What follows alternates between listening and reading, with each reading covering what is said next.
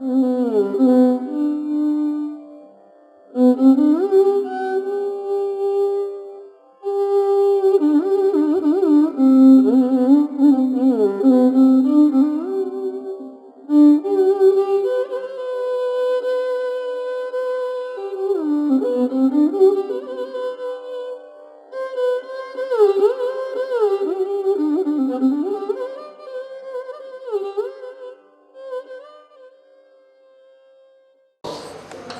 have a function, even just say R to R. Okay. Real valued function defined on the real number, just as a simple example. And f is continuous.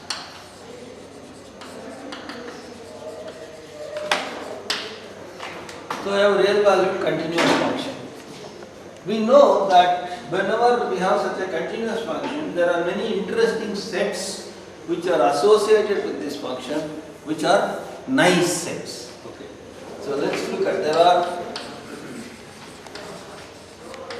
many interesting sets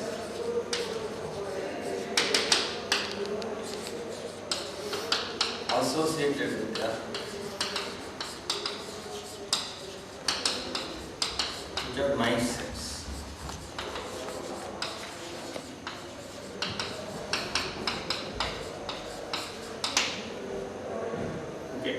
So what do you mean by this?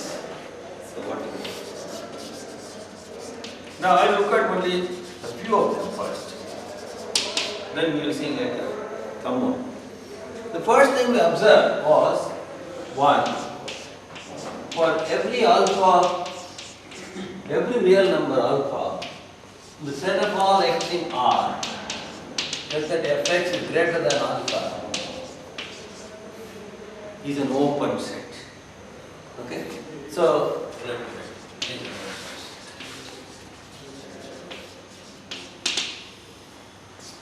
okay. This is another way of saying that the f inverse of the interval alpha infinity is an open set. This is precisely the definition of this. The set of all points where x such that fx is greater than alpha is called f inverse alpha.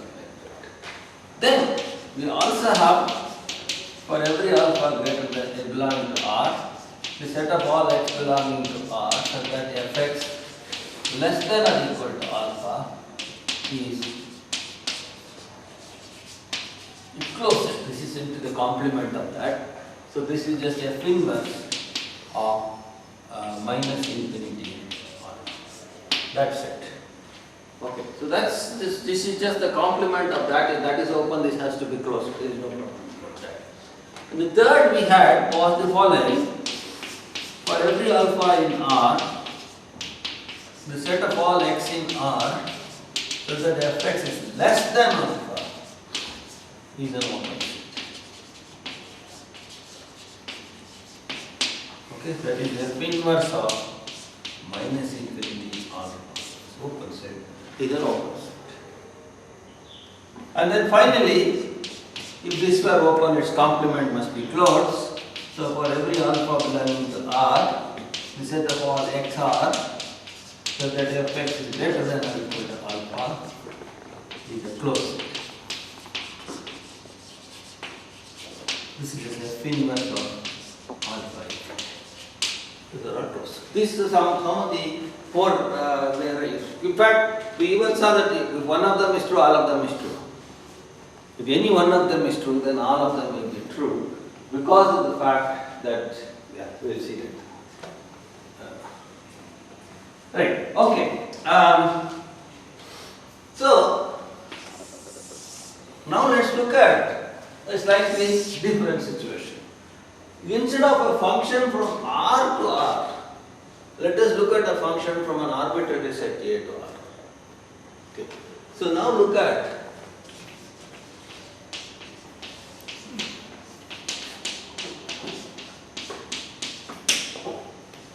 where obviously we would like A to be a nice set. The nice sets for us from now on are measurable sets. Okay. So where A contains R is a measurable set. All are the right measures. Okay. other measure we know yet, so it is measurable set means whether it is. So now instead of taking a function from R to R, I am taking a function which is defined on a measurable set.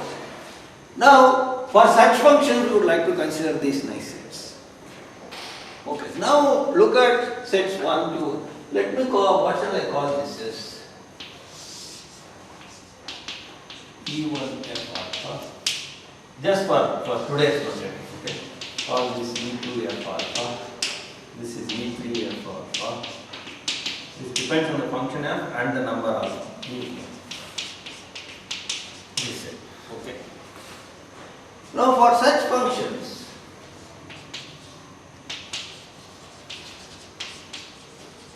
okay, we would like F to be such that the sets E1 F alpha, Ej F alpha, or let's say all these E1, E2, E3, E4 to be nice sets.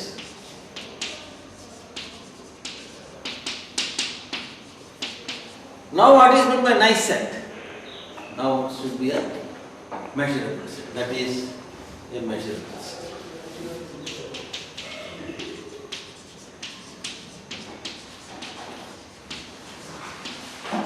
For LDR.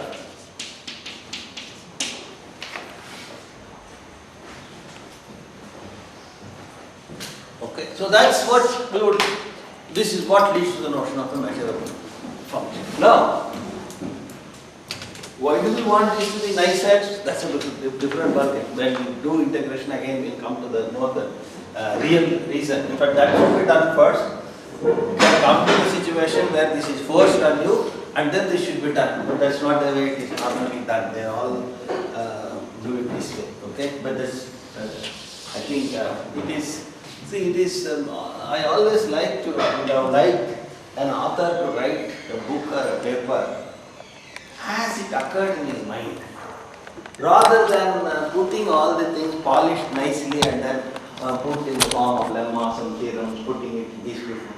Now you should see exactly where what came. And that should be a better education than finally seeing a very polished version. There, I think pure mathematicians are very poor. Pure mathematicians are very poor in writing their papers. In the sense, they write it as though it just came, and they didn't do any struggle at all. Anyway, so we would like these to be measurable sets. Now, first I will write just like. Let me make one small step, which we will prove later. It turns out it's not very difficult to see. If E1 F alpha is a measurable set, we want such sets, no? We want the function F to be such that E1, E2, E3, all. What is E1? E1 is this set. So if E1 is a measurable set for every alpha in R, then this is 1, this is 2. So 1 implies 2, and if 2 is to 3 is true, and now if E3 is measurable, E4 is automatically measured. Again complementation rule. Okay? So that's easy. That implies easy. Or E4 F alpha belongs to BL. So the only non-trivial things are these. 1 to 2, no. The next one is to go back. This implies 1. Okay, that's again I would, some percent, it's also trivial. It is not as trivial as the other one. Okay. So, therefore, what it says is, if one of them is a measurable set, all of them are each statement is equivalent to the others. Okay, therefore, if any one of them is measurable,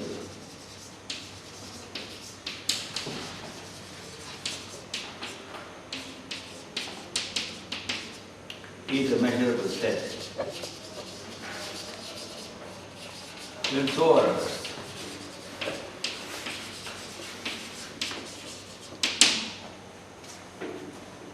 That's a theorem which will, that's a claim.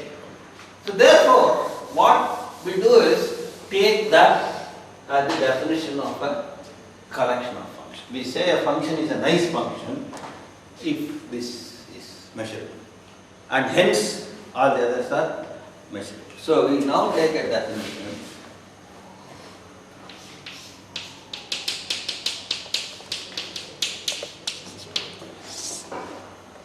F, let A be a measurable set.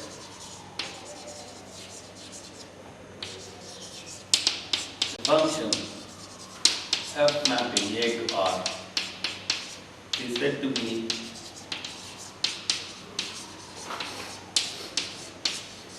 an vague measurable function if the set of all x such that belonging to A such that Fx is greater than alpha belongs to Bn for every alpha. This is the T1. And hence, if I only E2, E3, E4. Okay? By that theorem. One of them is there, all of them are there. So you can take any, you can verify any one of them to be in Bn. For measurability of a function, you verify one of them is in Bn, then automatically all of them are in Bn. So we take one of them as the definition, greater than alpha. For whatever reason I wrote greater than today. Some other day I might have written less than. But the fact remains that all of them are equal, so we don't have to worry about it. So that is the first said that, in other words, what we are going to do is we are going to only worry about such functions. We will be able to handle such functions, measurable functions. Okay. Now I want to make some observations here. First of all, what does this say? Possibly I just erased. So, suppose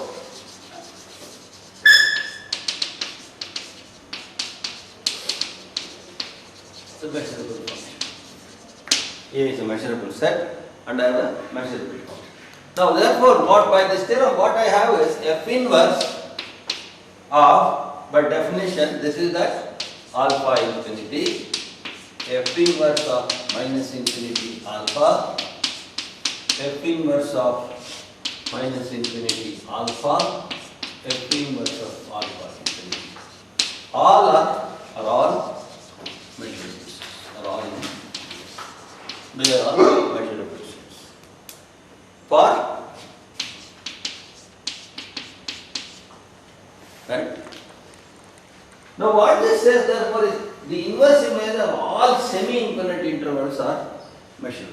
All possible semi-infinite, right side infinite or left side infinite, or left side closed, right side closed, whatever it is, closed or open in the finite part, it doesn't matter, they are all. And therefore, F inverse of I belongs to Bn for any interval I.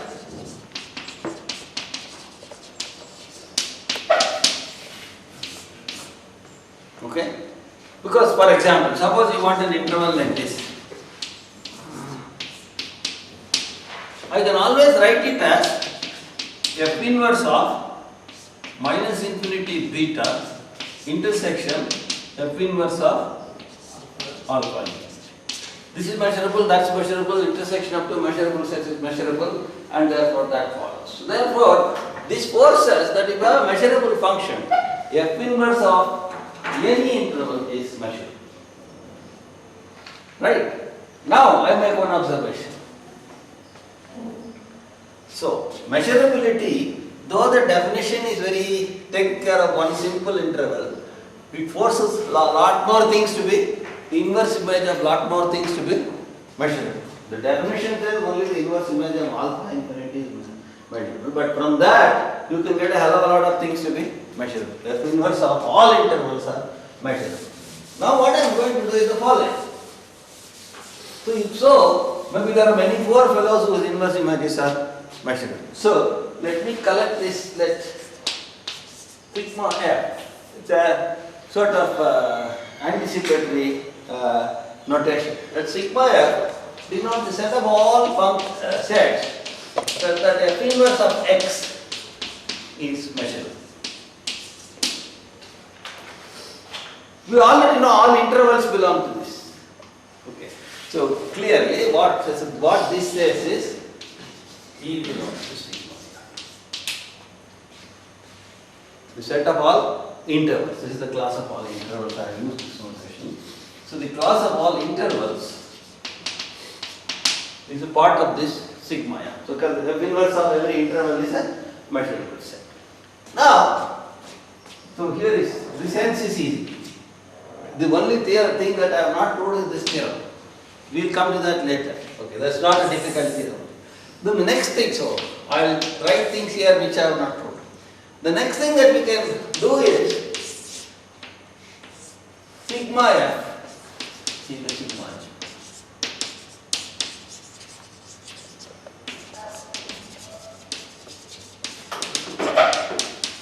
So there are subsets of what? So it's a sigma algebra. It's not difficult to verify. Okay. If some x belongs to that, f inverse of x prime will be f inverse of x prime. And again, the VL being closed under complementation. There, similarly, union we can do that. So okay, what are the two things to verify? That is, x belongs to Bf. That it is non-trivial is already obvious. All intervals are there. So it's a non-empty collection. So x belongs to sigma f implies x prime belongs to sigma f. 2, xn belongs to sigma f, a countable number of them, implies union n equal to voltage infinity. And that is very trivial. Okay, that's not a difficult thing. So it is a sigma algebra of such subsets. Now, it's a sigma algebra. So sigma f is a sigma algebra containing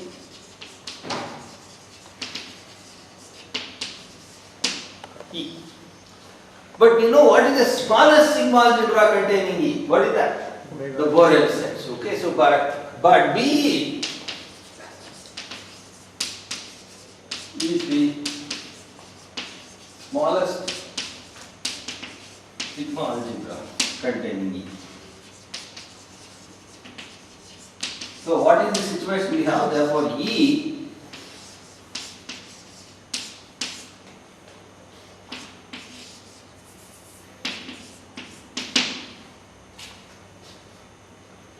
that's what we get. Okay.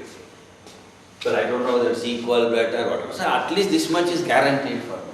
So what it says is, if f is measurable, f inverse of every Borel set is a measurable set. And that what's noted as the definition of a random variable. We have a sample space, B, a sigma algebra of events, a probability measure if you want.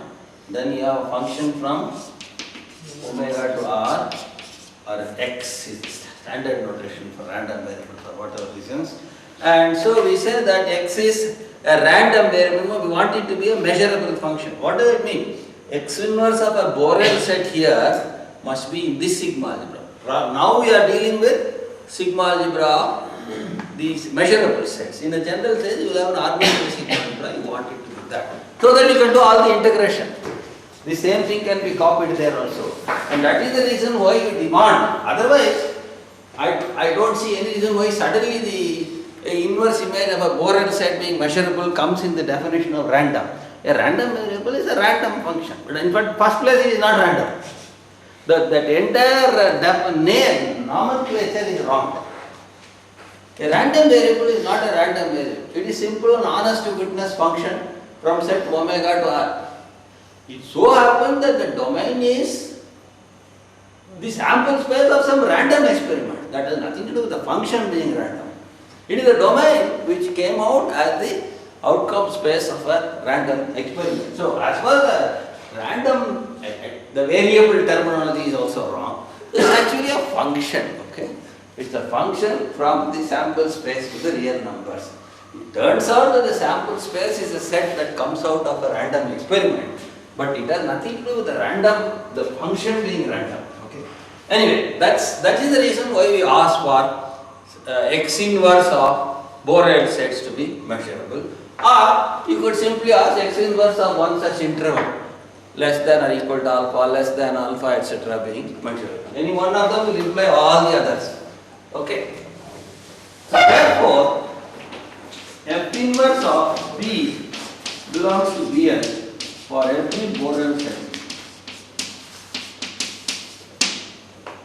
We have a measurable function, f inverse of B is Bn for every Borel set. So this is a way of proving that inverse image Borel set is a level measurable set in the domain. Say that again. This is the way of when you consider it sigma f. Yeah, right. This is the way to show that. Yeah. The given measurable function.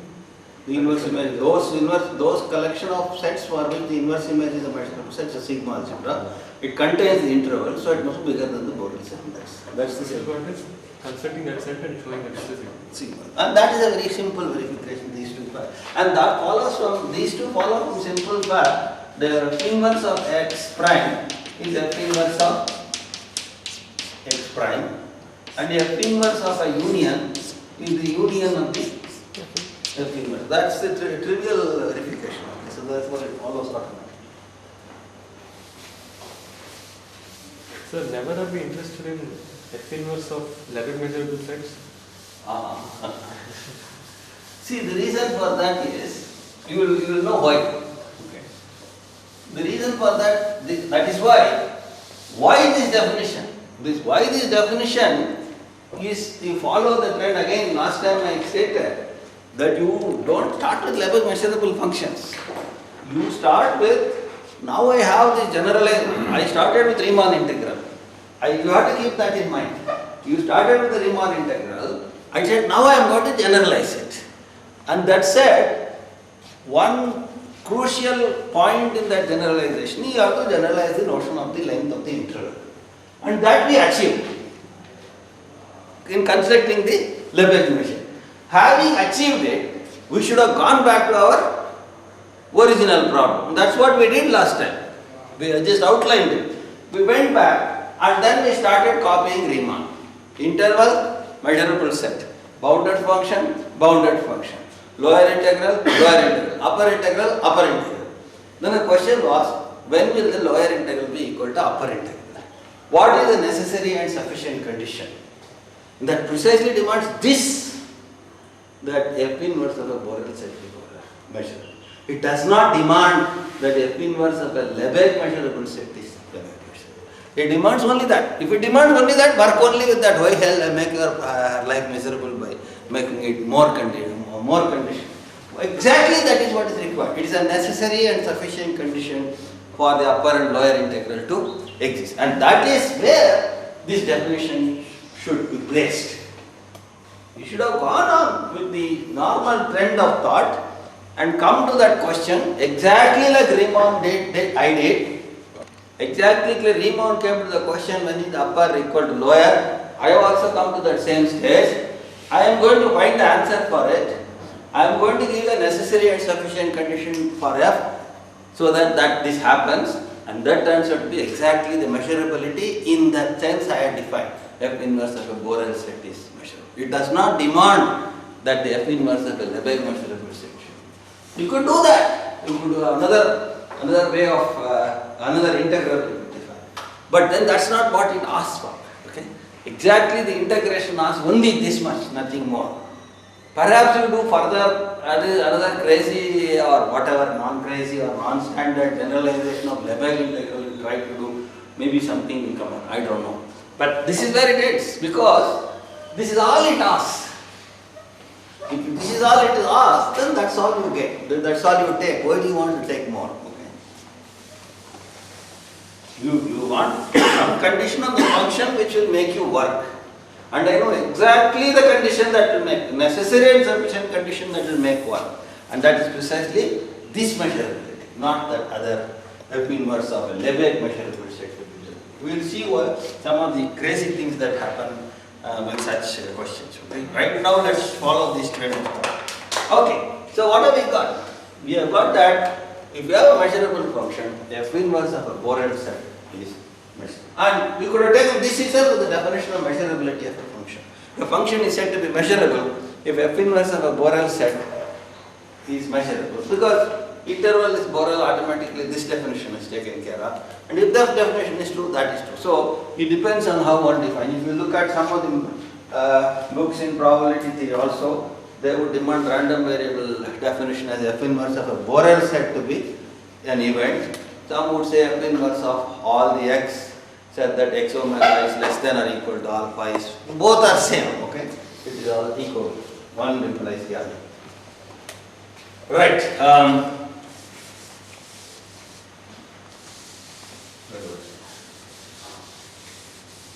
Okay, so that's the nice thing about this is exactly what measurability really demands, that the F inverse of Borel sets be measured.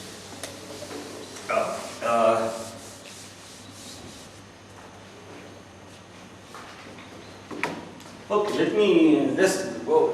Best thing is keep the proofs aside and keep the trend of thought. The next thing is, fine, are there any measurable functions at all? Or are we talking in vacuum? Okay, so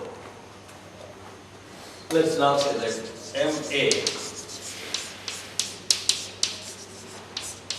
the class of all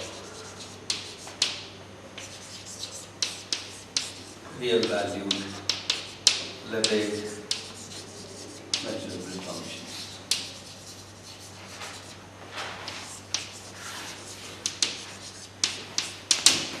So we consider all functions mapping from A to R measurable. So we consider the class of all measurable functions because we don't want.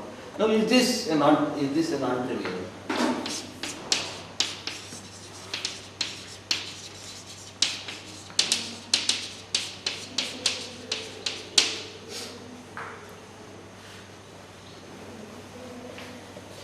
Okay. So now let me first give one huge collection of fellows who are there. Suppose E is in A, a subset of A, and E is measurable.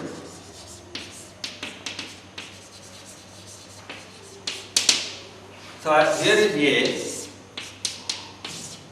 A, and then I have a subset E. Every subset of a measurable set need not be measurable. That is one thing which we will see later. Okay. Right now we have no guarantee just because this fellow is measurable, everybody inside him should be measurable. The only case when we know that if his outer measure of A is 0, then every subset will also have outer measure 0 and therefore it will be measurable. So in any other case, we don't know it exactly. In fact, it is not true. So okay, therefore, I take a subset which is measurable. Then define the indicator function or the characteristic function as 1 if x belongs to E, 0 if x does not belong. Then this is a measurable function. Easy to verify. Why it is easy to verify? What will be F inverse of B? It will be all of A if B contains 1. It will be empty if B does not contain 1. So it is either F inverse of B, whatever B you choose. F inverse of B will be either A or empty. A is measurable, empty is measurable, so it's no problem. Okay, easy to verify, easy to see that chi x is the measurable function. Since chi inverse B is equal to A if one belongs to B, empty if one does not belong to B, and both of them belong to B. Okay.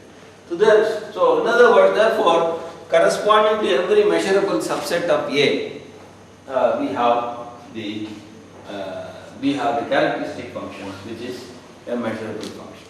Well, this does not really mean to say that I have already got infinite number of them. So there will not be any measurable subset of A at all. Okay. This is another subtle thing which we are not yet very. But at least now we know that the constant function is measurable. The next thing therefore we'll see is f of x is equal to a constant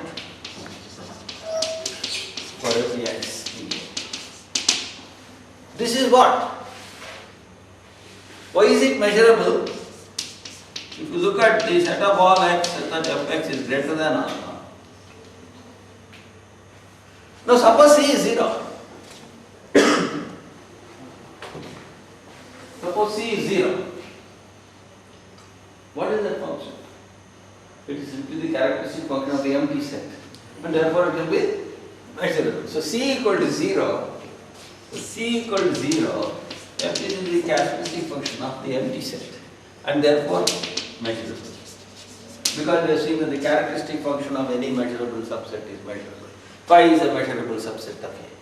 If C is non-zero, this is equal to the set of all x. What is this equal to? Depends on what alpha. Okay, let us see. If alpha is greater than or equal to C, what will be this? Empty. If alpha is less than C, it will be the whole set. So therefore it's again, whatever be the case, it's a measurable. So these constant functions are measurable. So if f is measurable, the characteristic function of every measurable set, subset of A is a measurable function. Constant functions are measurable functions, and therefore we have now infinite number of measurable functions. Because for every constant you get one measurable. So there are at least as many measurable functions as there are real numbers, right? So that is already you have got a huge collection of functions. That's a very trivial collection of functions. It is still not. Big. So, next thing.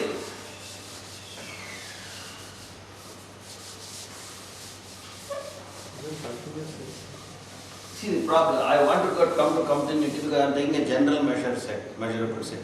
We'll come back to intervals specifically see them. Otherwise, you have to define continuity from the point of view of relative topology and all these things. So to avoid that, I will come back to that question later. 3. Again, I go back to Riemann and then compare with him. Now suppose f is measurable. M is the collection of all measurable functions. So I am taking a measurable function. And C is any constant. Then what can, suppose I define G to Gx to be C times f. So if I multiply, I will say what I am going to. We will see that this MA has a nice structure. This collection of functions, measurable functions, has a nice structure. Okay, let me, before I proceed, I should say what is it that I am making that. What structure? Well, one is, I would like that to be closed under superposition. Nice. So a linear space structure, a vector space structure is what I would like to have. That is, if I take two measurable functions, then a linear combination of them also should be a measurable function. We will see that that happens. So it is a nice algebraic structure in the sense it forms a vector space for the universe. The next question that we ask, then we will see, it not only forms a vector space, but it also has a much bigger algebraic structure. There is a product also defined. You can take the product of two measurable functions, then it will still be measurable. And so with that product and the addition you have a ring structure. It is a ring with identity. The constant function is the identity. So it's a very nice algebraic structure. Even more, it is a lattice structure. The max min, we take two measurable functions, the max function and the min function, they are also measurable functions. That gives them a lattice structure. So there's a hell of a lot of structure in this class of functions. Even more, and more crucial, is that it's nicely closed under limiting processes. That is, if you take a sequence of measurable functions, and if they converge pointwise to a function f, that limit function will also be measurable. This is where we had a hell of a lot of problem with Riemann integration. If you take a sequence of functions that are Riemann integrable, converge pointwise to a function f of x, and the limit function may not be Riemann integrable, and the limiting processes got into difficulty with Riemann. Now, Lebesgue has no problem. If you take a sequence of measurable function, I will define its integral. The limit, I can define its integral. So, even to ask a question with the limit of the integral is the integral of the limit, now it makes sense in the Lebesgue case, it doesn't even make sense in the Riemann case. That is one of the major things that Lebesgue achieved. Limiting processes were much better than the Riemann case. Okay. So that is what I am aiming at, to show that this class of measurable functions has a nice structure, algebraically, topologically, etc., in the limiting sense, etc. Yeah. The E rays. Your chi versus Yes. is it A or In the bracket. The one belongs to B, B or is isn't it? Is it short E? Is it? yeah. Oh, this is E. And here, that's E. You're right. That's my. You're right. That's it. Okay. So now that's our aim, to look at this nice structure. So what we are first saying is that you can, if you want to take linear combination, you multiply by a scalar and you add. I am aiming at those two. So now I am going to look at the function gx is equal to c of x. If you want to show that g is measurable, I have to look at this set and see whether it is a measurable set or not. This is always checking the definition. Whether a function is measurable or not, I have to check the definition. Now this is the same as saying c times fx is greater than r, because gx is c. But now, the case c equal to 0 is trivial, already over. So c equal to 0 trivial. Because the function is the zero function, we have seen constant functions are measurable. So what is this? This is the set of all x, such that fx is greater than alpha by c, if c is positive. It is equal to set of all x such that fx is less than alpha by c, if c is negative. Inequality changes sign. But these two are measurable. If you call alpha by c as some beta, by definition any inverse image of any interval is measurable. So this is here by definition.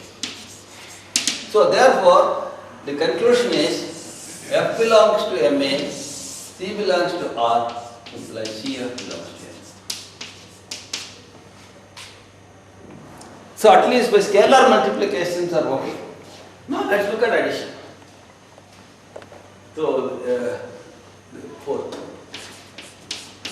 Suppose f and g are equal.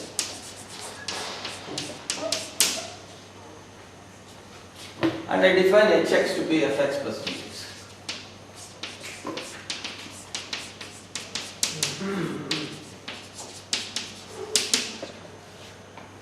I want to see whether h is measurable, whether sum of two measurable function is measurable. So I want to ask that fx hx is greater than alpha is what I should look at, and that is equal to the set of all x belonging to A, fx plus gx is greater than alpha. And this is where we use one of very standard tricks in calculus, tangent analysis. Okay. What happens to this? Now let us look at. Let us call this. I'll erase this. This we have finished. Whatever we finished, we'll erase. So let's call this set as E. I want to know whether E belongs to Bl. So the question is whether E belongs to Bl. That is the question. Now what we will show, we will now look at is analyzer E. And we will see that E is made up of several sets, each one of which is in Bl, and there are counted number of them, and union therefore will also be. Now suppose X belongs, some X naught belongs to, suppose you have a number which belongs to this set. What does that say? Fx naught plus Gx naught is greater than alpha. Right? I will write like this.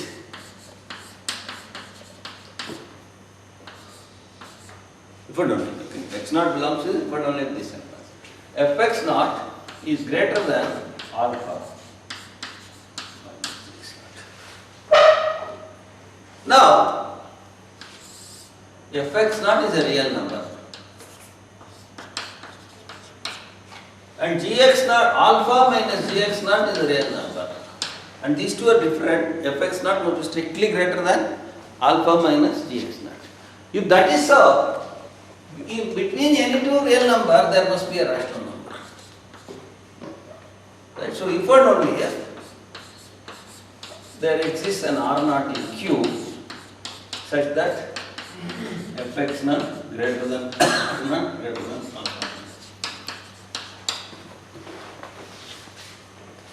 Right?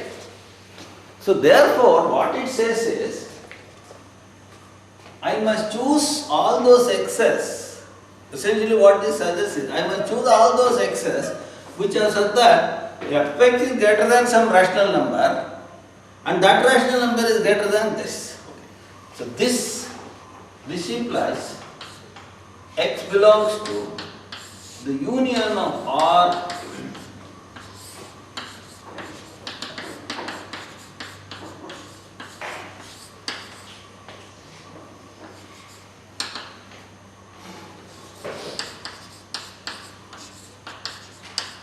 I'll write like that. See now, if we have got up to this. Now what this suggests is, this x naught must belong to this union, because this R naught will be one of the members here, and so it will belong to that set. Conversely, if something belongs to this set, automatically Fx plus Gx is greater than R. But now what can I say about this set? That is measurable because F is given to be measurable.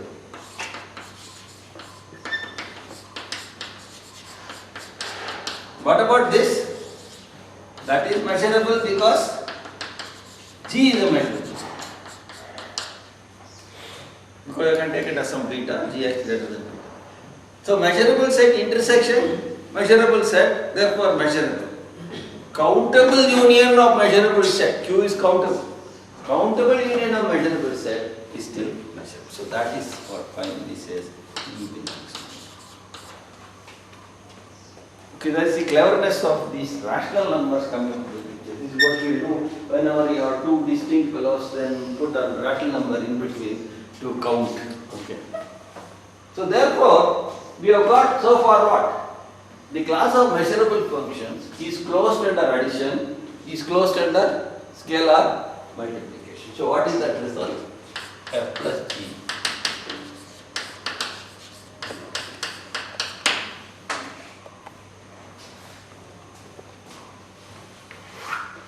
Okay, so what does therefore, so fine, hence MA is space.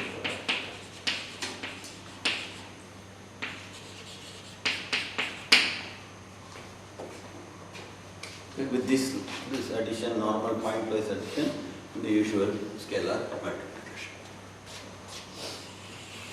which is an infinite dimensional vector space. Okay, that's the first major structure we have got. So the space of all, the class of all measurable functions is a very fairly good, well structured class of functions. Next, suppose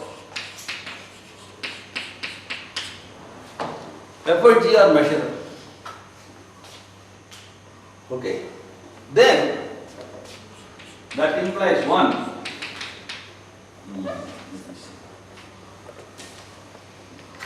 Let me do part first. Maybe it's better to do it this way. Suppose f is a measurable function. And I define hx to be fx squared. Okay. Then what can I say about hx? Measurable. That will also be measurable because hx, the set of all x such that hx is greater than alpha is, what is that? F of x root alpha greater than root alpha. Now, you put it as first of all. Suppose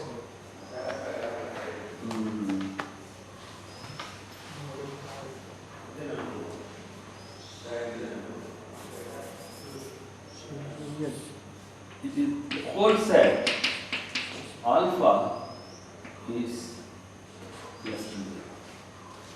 Because the square will always be positive.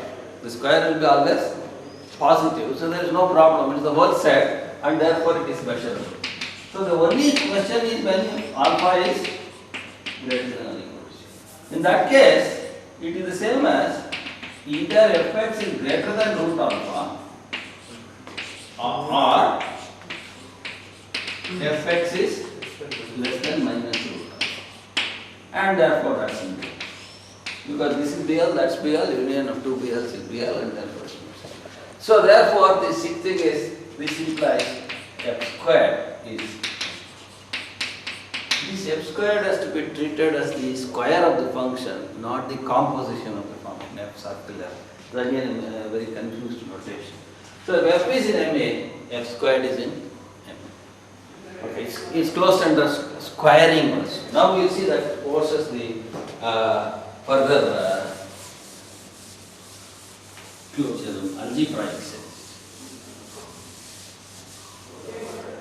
Okay, shall I write the same? Suppose f and g are in M. Suppose I take two functions which are measurable functions. Then, first, let's remember, 2. Why is this? Because of vector space. F plus minus 1 times g must be there. Any linear combination must be there. So, if something is there, its square must be there. Just now we proved that if some fellow is there, the square is there. And this fellow square must be there. And then we said that if two fellows are there, the sum is there.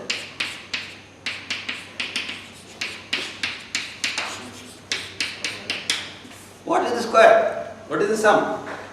That's 4fg. Or minus, I should put. Minus. Two fellows are there, the difference. So 4fg is in MA. But if 4fg is in MA, 1/4 times 4fg is also in, because it's closed in that scalar multiplication, which is fg is in.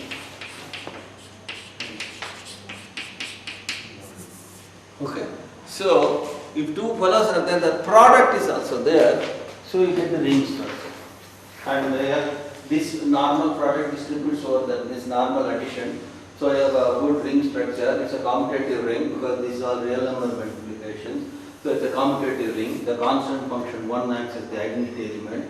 So you have a commutative ring with identity. It's a fantastic thing. It has all kinds of things. Right. So therefore we have hence what was this? G. So now I'll erase all this, and hence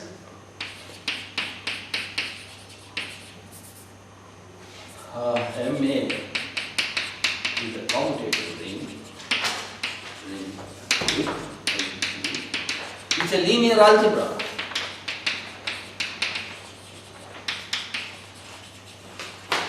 Linear algebra is a vector space in which the product is defined, which is associative, etc. Okay, so it's a linear algebra in that sense. So you can do linear algebra on the space of measurable functions. Right. Now, so you see, it's not the class of measurable function was a very, very useful class. It's a very well structured class. We are going to see, we will see more structure on this now. What is that number? Now 7, 8, 9.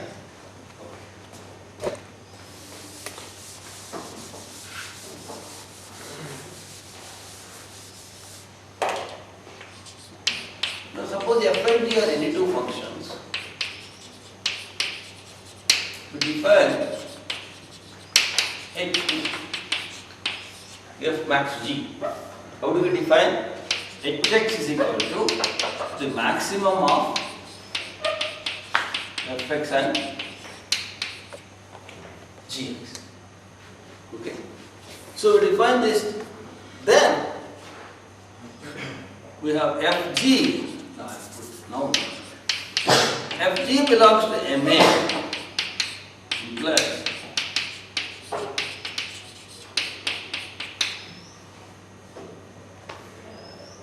okay. It's not difficult. Again, the same definition you use and same thing. No, it's not difficult to see that. So f max g is also in. And similarly, the f min we define. Okay, what is f min g? F min g definition is minimum of fx. So, and f min g.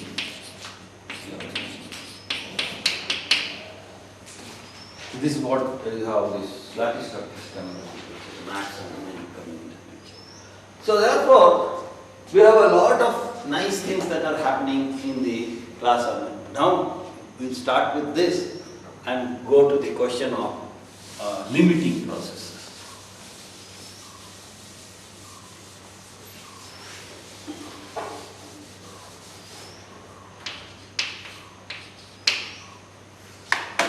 Now of course it says now instead of taking max of 2 fellows, you can take max of finite number of fellows. F1 max, F2 max, F3 max, Fn will also be measurable. We do one by one at a time because this max is associative. Okay. Similarly, you can do this min of finite number of velocities. So okay, therefore j is equal to 1 to m. Fj belongs to ma. Implied if you take the max of all these fellows, that belongs to ma. And the min of j is equal to j.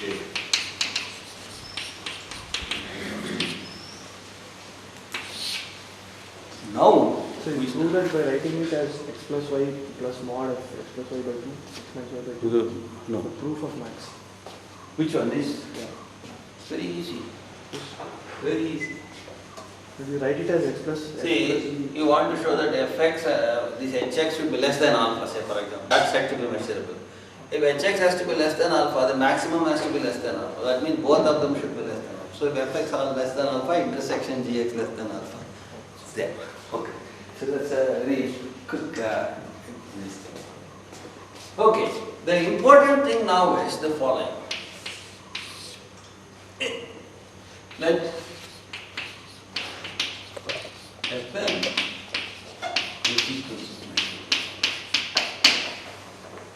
n is equal to then 1.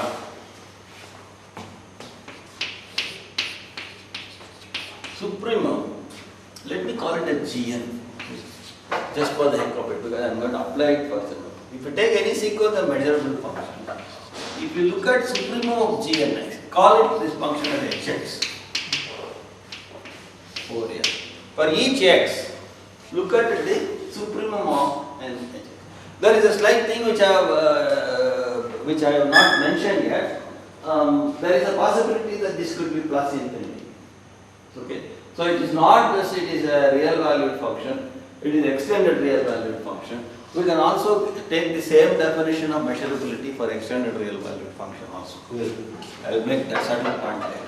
So you look at this hx equal to supremum of n, it turns out that's also. Similarly, what shall I call it? Beta x equal to the infimum of n, g and x.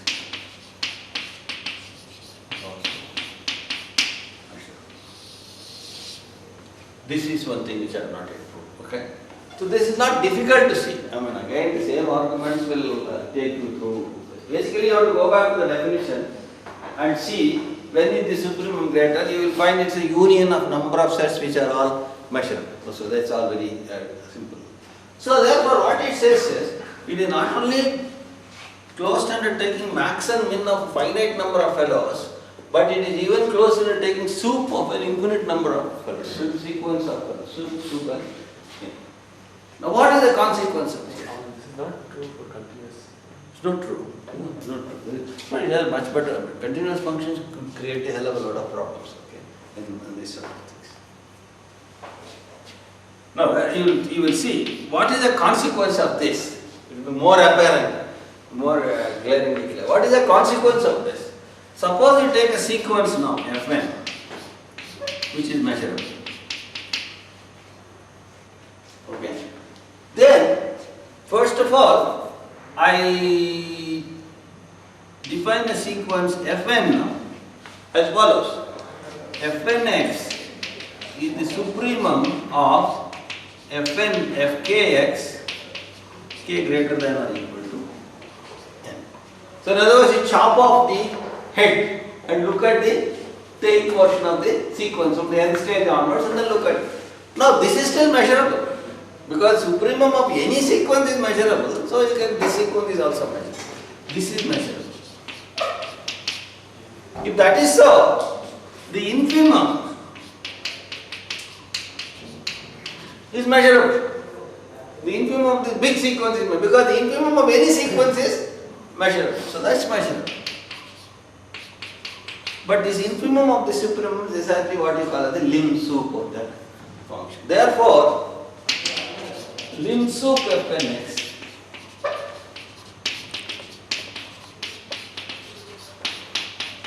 is measurable. Analogously, instead of start with sup, we start with in and then take the sup. Again, similarly, lim in Fnx is measurable. Right? But if the sequence Fnx converges, the limit function is equal to the lim sup and the lim in, therefore it must be measurable. Period. Okay? So therefore, if Fnx belongs to n and Fnx converges to Fx, point x, that's enough, point x convergence. You put almost everybody similar.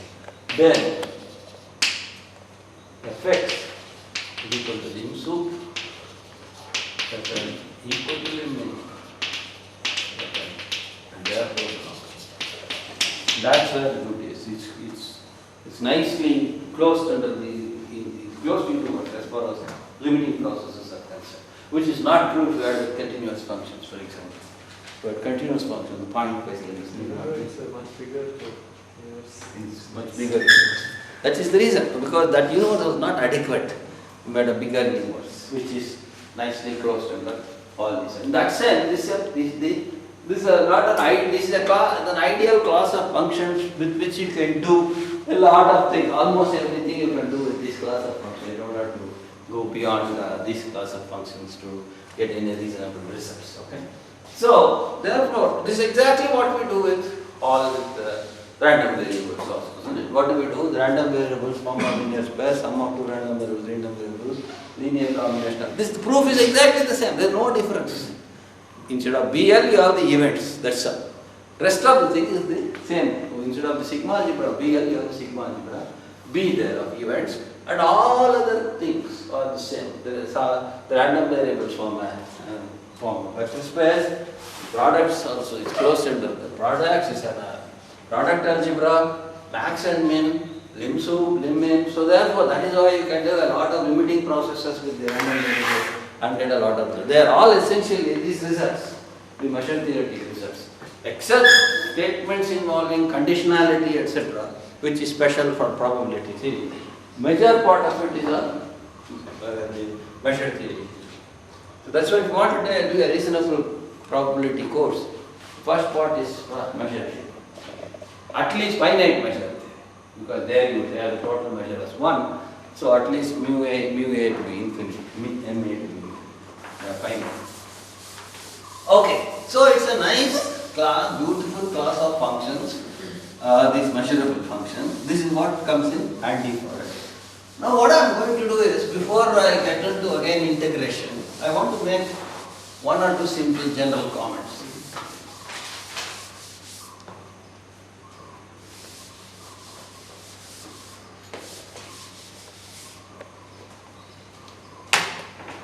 Yeah, by the way, suppose I have a function which can take plus infinity minus infinity values also, because I said that supreme will be plus infinity. What do I do for measurability definition? We'll keep the same definition. Again, we'll say that the function is measurable if fx greater than alpha, that set is measurable for all alpha real number. What we observe is, in such cases, so measurable, same definition. The set of all x, where fx will take plus infinity value, and the set of all x, where fx will take the minus infinity value, both are measurable sets. So you have extended real valued function, which is measurable according to the definition we had. There are places where it attains a value plus infinity, and the places where it attains a value minus infinity are measurable. That is because this set can be written as overall. So every one of them is measurable. Because f is measurable, these are all measurable, and therefore the intersection will be measurable. So that's it. Similarly here, less than or minus. So therefore, even the places where it takes infinite values can be handled in that sense. That it's not that difficult. They are measurable sets. These are empty sets in R. If you are having this function, they are empty sets. But if you have, for example, when I took the soup, it could be taking the infinite value. But with that, then with that definition, that set is still a measurable set. Okay, so now I look at again the Riemann integral and the Lebesgue integral. There are two ways that we look at Riemann integral. One, the same thing, we could look at it in two ways. What did you do? We partitioned the interval into a finite number of disjoint intervals, and we took the max and the min in each one of these intervals as a representative, and we made the underestimate and the overestimate.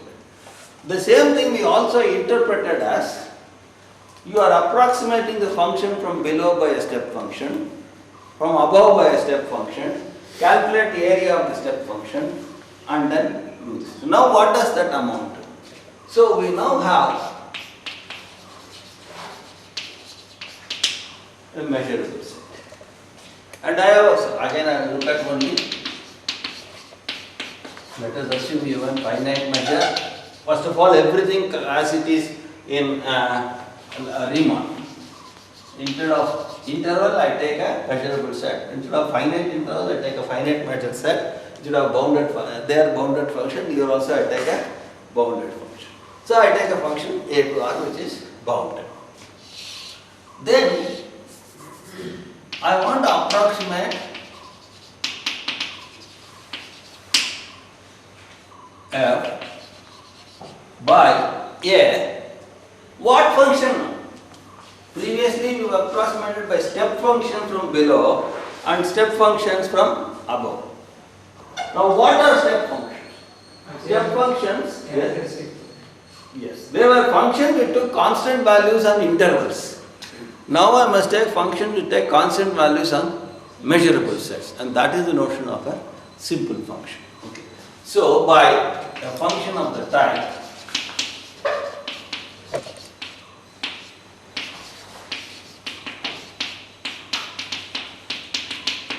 we divide it into a finite number of intervals. So we define a finite number of measurable sets. AI belonging to AI measurable, and the AIs are there. Set functions of the type both from below and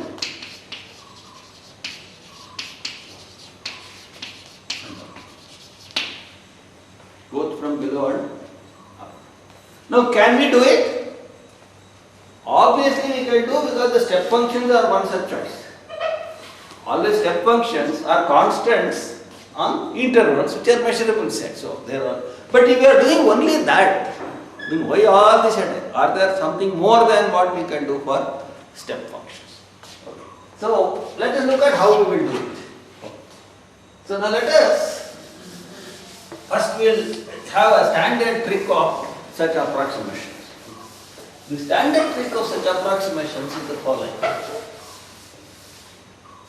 This is where what Lebesgue's idea of, instead of dividing the domain interval, divide the range interval comes into the picture. So F is bounded. Therefore, Fx will lie in sub-interval. Let's call it M. We can always find a big interval such that all the values of Fx lie in this interval mm. That is, M is less than or equal to Fx, capital less than M. So M cannot be, F cannot be more than some capital M, and F cannot be less than some small m.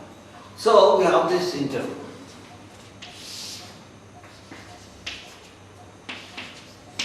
This is really only for some minor technical this thing, to write neatly, otherwise you could have taken any closed or open or whatever it is. Right, now what I do is the following. I do two things. I'll put it here. I want to approximate it from below and I want to approximate it from above. I am going to do, suppose I take phi 1x to be simply m for every x.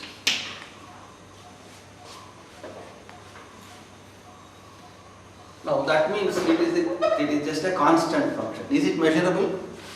Any constant function is measurable. So that's measurable. And I take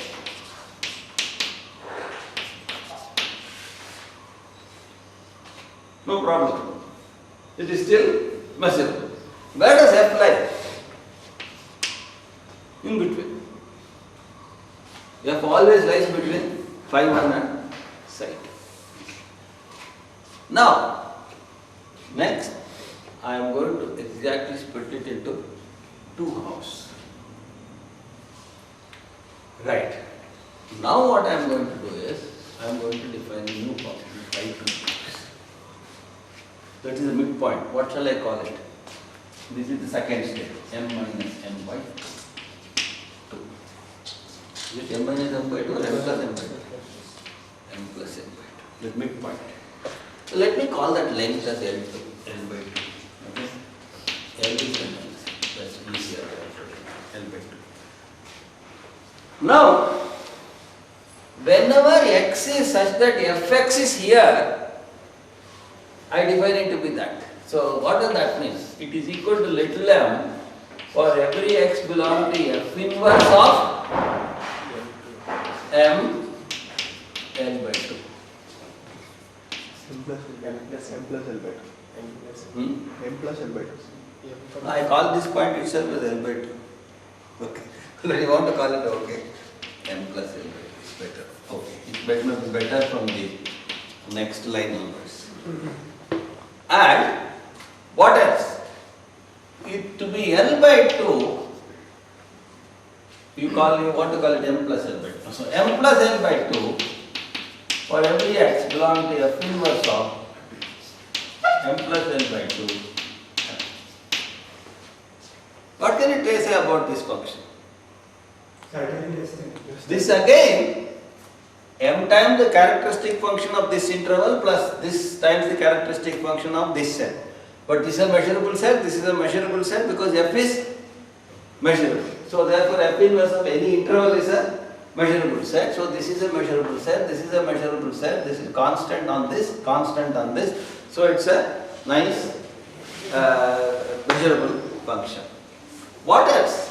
Still f lies to be, because whenever f is in this interval, phi is here. Whenever f is in the interval, phi is here. So f always lies to the left of phi. What do I do here? Exactly go to the right end point and define it. M plus L by 2 for every x.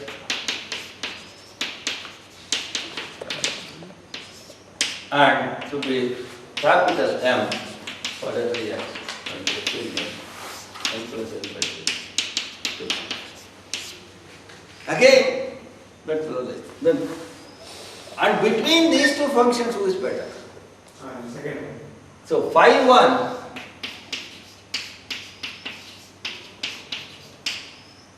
right? Because in this portion both agree. But in this portion phi 2 is bigger than the phi 1. Phi 1 always stays to the left. Phi 2 sometimes can take even this value, so it's bigger. And f always lies in the middle. And psi 2 is always less than or equal to psi 2, and that's less than psi 1. Now what do you do? Break this into half, this into half. That is 1 by 2 squared. M plus L by 2 squared, M plus L by 2 plus M plus 3L by 2. Now what do you do? In this portion, whenever fx is in this portion, take phi to be this, psi to be this. In this portion, phi to be this, psi to be this. You keep continuing that. What do you get? The sequence of functions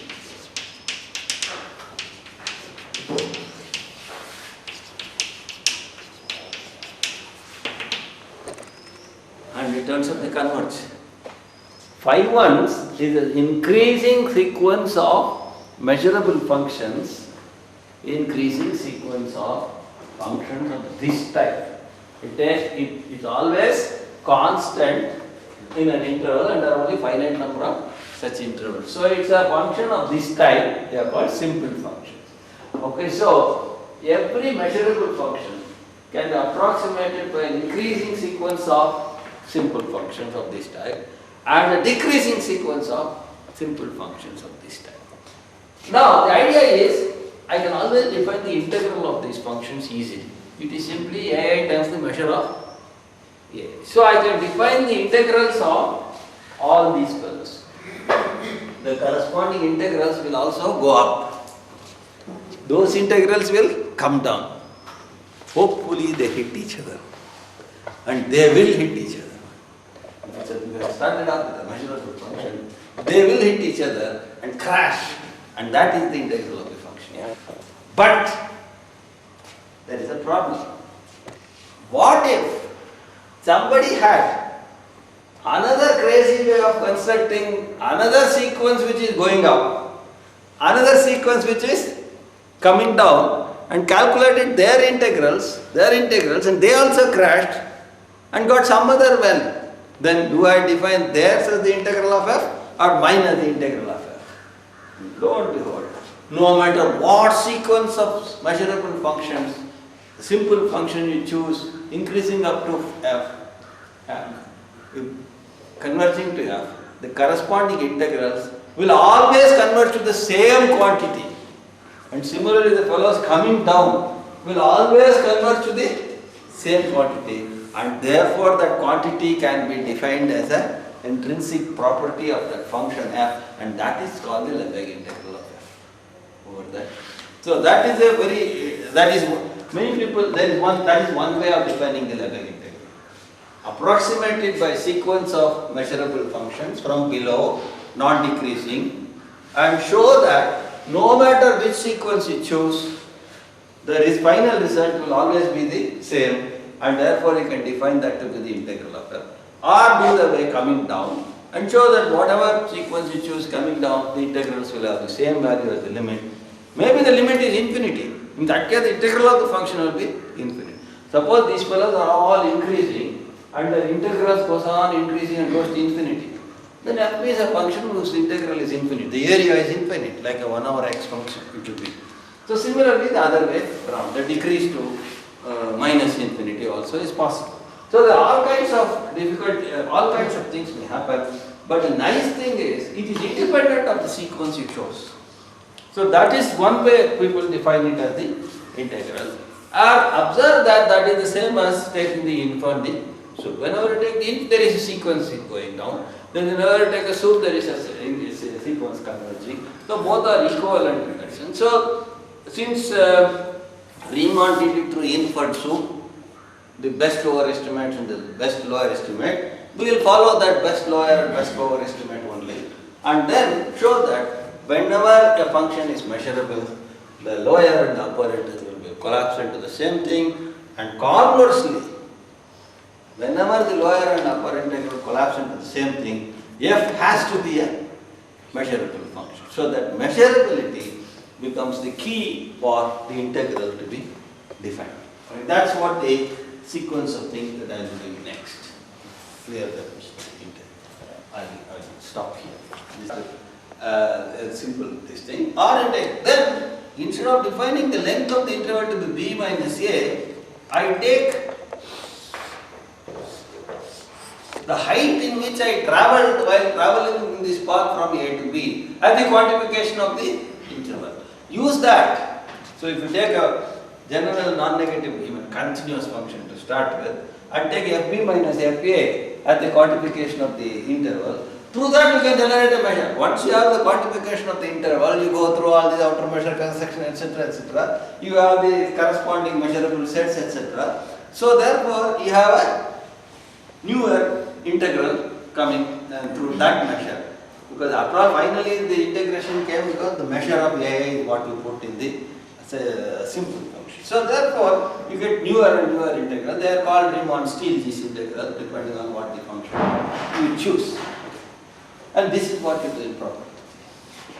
So you choose the distribution function and through that try to generate a measure for the intervals, and once you have that you have a corresponding measure generated, and then you do all the integration